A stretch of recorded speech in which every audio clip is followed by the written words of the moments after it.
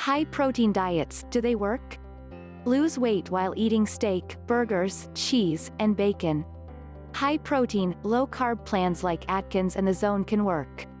But you should consider the pros and cons before you decide to try one.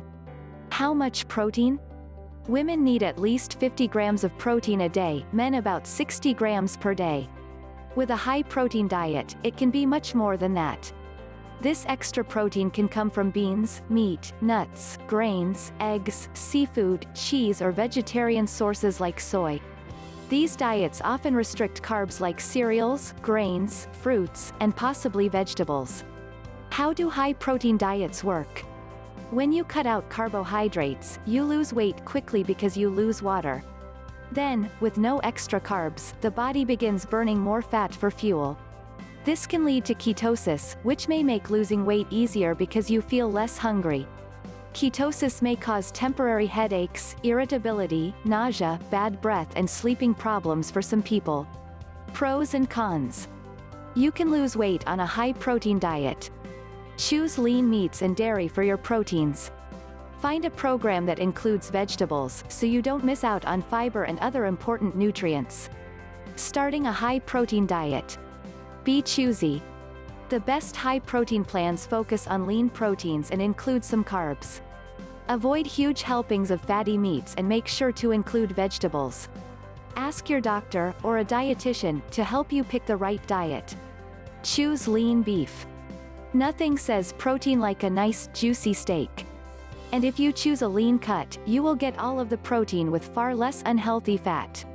In fact, a lean cut of beef like a top round steak has barely more saturated fat than a similar-sized skinless chicken breast.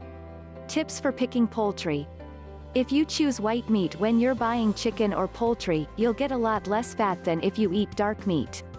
Also, remove the skin, which has saturated fat. Don't overlook pork. Pork offers plenty of protein without too much fat, if you know what type to buy. Look for tenderloin, top loin, rib chops, sirloin steak, or shoulder blade steaks. Pork cuts are much leaner than they were decades ago. Fish offers healthy fats. Fish is loaded with protein and almost always low in fat. Even the fish that have more fat, such as salmon and tuna, are good choices. Those fish generally have omega-3 fatty acids, which are good for your heart. Most people don't get enough omega-3s. Eggs for low-cost protein. Eggs are a good source of lean protein. And even though there is cholesterol in the yolk, it is not as likely to raise your cholesterol level as foods that contain saturated fats and trans fats do. Try soy. Protein doesn't come only from animals. Tofu, soy burgers, and other soy-based foods are plant-based sources of protein. Bonus, eating 25 grams of soy protein daily may help lower cholesterol. Eat more beans. 1 1/4 cup of beans has about as much protein as 3 ounces of broiled steak. Along with protein, the fiber in beans helps you feel full longer and also helps lower your LDL bad cholesterol. Low-fat dairy adds calcium. Milk, cheese, and yogurt give you protein and calcium for strong bones and a healthy heart. Low-fat, non-fat, or reduced-fat dairy products can help you keep calorie counts down. Go whole grains, go fiber.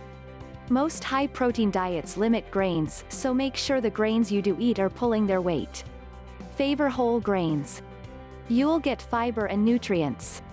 If you're buying products made with whole grains, check the labels to make sure they're not high in sugar or fat. Leave room for fruits and veggies. Most low-carb diets still include some vegetables but often limit fruit.